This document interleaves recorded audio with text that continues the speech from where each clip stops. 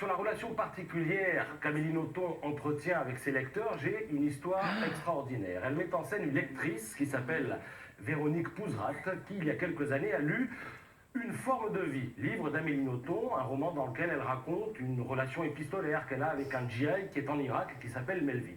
Et à la fin du livre, Amélie Nothomb décide de rencontrer ce GI.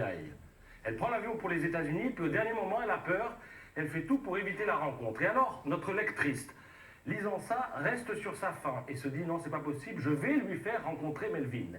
Elle écrit donc, pour se faire plaisir, Oui, une ma fin couverture. alternative au roman d'Amélie Nothomb.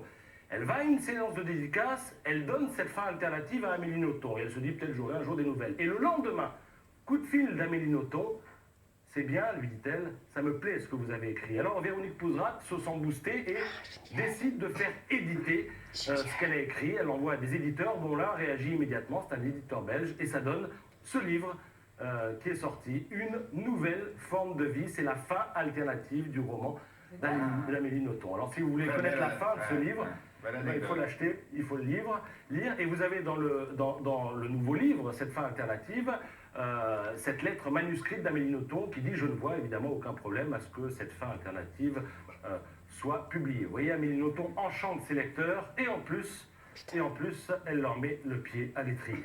Ça s'appelle Une nouvelle forme de vie. C'est chez Lamirois et ça fait quoi? 60 de pages. Et c'est l'autre fin du livre d'Amélie Nothomb.